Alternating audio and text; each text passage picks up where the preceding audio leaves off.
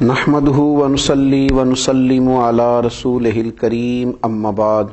اعوذ بالله من الشيطان الرجيم بسم الله الرحمن الرحيم واذا قيل له اتق الله اخذته العزة بالاسم فحسبه جهنم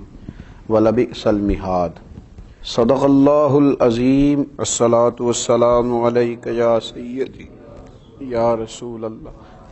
وعلى آلک واصحابک یا سیدی یا حبیب اللہ۔ حمد و صلاۃ کے بعد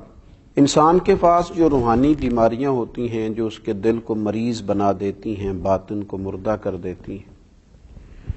اور اس کی وہ زندگی جو اللہ تبارک و تعالیٰ کے ساتھ ہوتی ہے اور وہ زندگی جو دین کے ساتھ وابستہ ہوتی ہے، اس زندگی کو کمزور کر دیتی ہے۔ ان بیماریوں میں سے ایک بڑی بیماری ہے حق کو قبول نہ کرنا، حق کی خبر ہو جانا، حق کے بارے میں شعور حاصل ہو جانا، حق کے بارے میں پوری خبر نصیب ہو جانا، پر حق کو قبول نہ کرنا۔ بعض اوقات انسان کو پتہ ہوتا ہے کہ میں یہاں اس مقام پر غلط ہوں، یہاں میرے اندر غلطی ہے، مجھے اپنی اصلاح کرنی چاہیے، لیکن وہ اپنی اصلاح نہیں کرتا۔ کیوں؟ کہ یہ روحانی بیماری ہے۔ وہ اس روحانی مرض کا شکار ہو چکا ہے کہ وہ اپنے حق میں بھی اس بات کو تسلیم کرنے کو تیار نہیں ہے کہ یہاں میں کمزور ہوں، اور یہ جو مجھے سمجھایا جا رہا ہے، یہ جو مجھے کہا جا رہا ہے، یہ جو مجھے نصیحت کی جا رہی ہے، یہ جو میری تربیت کی جا رہی ہے، اس کی مجھے ضرورت ہے۔ قرآن مجید ارشاد فرماتا ہے وَإِذَا قِيلَ لَهُ اتَّقِ اللَّهَ أَخَذَتْهُ الْعِزَّةُ بِالْإِثْمِ، فرمایا جب ان سے کہا جائے اللہ تبارک و تعالیٰ سے ڈر، تو اس کا وقار مزید گناہ پر اسے اکساتا ہے۔ مجھے ہی کہہ دیا ہے،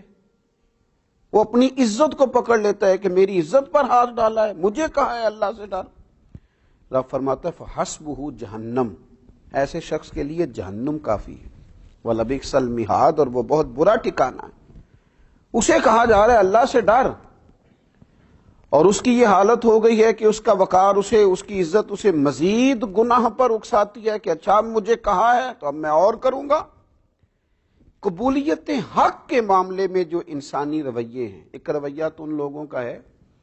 کہ جن کے پاس حق آتا ہے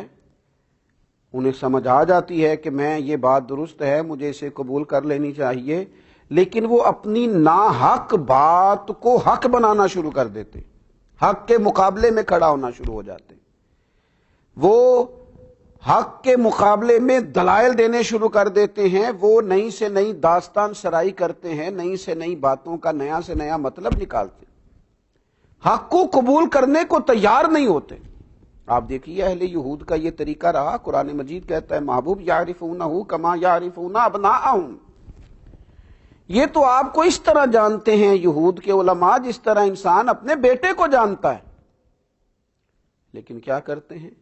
حق کو باطل سے ملا دیتے ہیں، باطل کو حق سے ملا دیتے ہیں، حق کو چھپا دیتے ہیں۔ اللہ نے کہا وَلَا تَلْبِسُوا الْحَقَّ بِالْبَاطِلِ وَتَكْتُمُوا الْحَقَّ وَأَنْتُمْ تَعْلَمُونَ،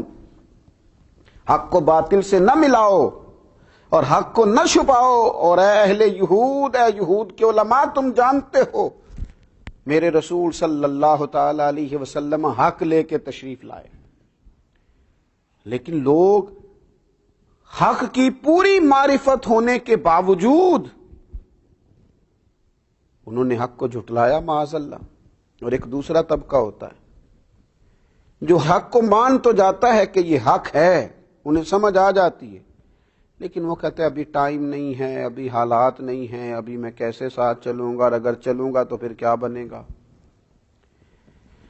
پھر دیکھیں بات تو آپ کی ٹھیک ہے، یہ وتیرہ رہا قریش مکہ کا، یہ انداز رہا قریش مکہ کا۔ ابو جہل کہتا تھا جو فرماتے ہیں حق فرماتے ہیں، کہتے تھے ابو لہب کا جو کہتے ہیں حق کہتے ہیں، لیکن جب ان سے کہا جاتا تھا جب حق تم پر پہنچ گیا ہے اور حق تم پر واضح ہو گیا ہے پھر تم اسے قبول کیوں نہیں کرتے؟ تو وہ کہتے تھے اگر قبول کر لیں گے تو ہماری چودراہٹ کا کیا بنے گا، اگر ہم انہیں قبول کر لیں گے تو وہ جو سرداریاں ہم نے قائم کر رکھی ہیں، وہ جو جھوٹی انا کے بت ہم نے بنا رکھے ہیں، ان کا کیا بنے گا۔ اپنی اس جھوٹی سرداری کو بچانے کے لیے دوزخ کا ایندھن بن گئے، ساری زندگی کے لیے لعنت کی علامت بن گئے، تاریخ میں مثال بن گئے ان لوگوں کی کہ جن کے پاس حق پوری طرح آیا، اور مقدر سکندر کا دیکھو پیاسے چلے جا رہے ہیں کنارے کنارے، رحمت کا دریا بہ رہا تھا، تشنا رہ گئے، پیاسے رہ گئے۔ اور ایک ان لوگوں کا بھی طریقہ ہے کہ حق ان کے پاس آیا ہے، اور جب آیا ہے تو پھر انہوں نے اپنی سرداریاں، اپنی دولتیں، اپنی قبیلے، اپنی برادریاں کچھ نہیں دیکھا، بلکہ میرے نبی پاک علیہ السلام نے فرمایا میں نے جس کے سامنے دین پیش کیا اس نے دلیل مانگی، یہ میرے ابو بکر صدیق ہیں۔ میں نے ان کے سامنے دین پیش کیا ہے، دلیل ہی نہیں مانگی، فوراً ہی کلمہ پڑھ کے مسلمان ہو گئے۔ جیسے ہی ضمیر کی آنکھیں کھل گئیں کہ حضور سچ فرماتے، فوراً قبول کیا۔ حضرت عثمان غنی رضی اللہ تعالیٰ عنہ اس قبیلے سے تعلق رکھتے ہیں جو قبیلہ اس زمانے میں اپنی الگ وزاداری رکھتا ہے، اپنے معاملات رکھتا ہے۔ حضرت عثمان غنی مالدار ہیں، اللہ تعالیٰ نے نوازا ہے، لیکن سیدنا عثمان غنی رضی اللہ تعالیٰ عنہ کے مزاج کی حق پرستی، انہوں نے نہ اپنے قبیلے سے مشورہ کیا، نہ انہوں نے اپنی سرداری دیکھی، نہ دولت، نہ کچھ، جو ان کے پاس تھا اس سب کو چھوڑا اور سیدھا دروازہ رسول پہ آ کے غلامی رسول کو اختیار کیا، حق کو فوراً قبول کیا۔ یہ اہل حق کا وتیرہ ہے کہ جب ان تک حق آئے پھر کوئی خول بھی ان کے پاس ہو وہ اسے کھول دیتے ہیں، نہ برادری کا بت سامنے آتا ہے، نہ دولت کا بت سامنے آتا ہے، نہ علم کا بت سامنے آتا ہے۔ انہوں نے فوراً ساری چیزوں کو چھوڑا اور کلمہ پڑھا اور مسلمان ہو گئے۔ پھر اللہ نے انہیں اعزاز بھی دیا۔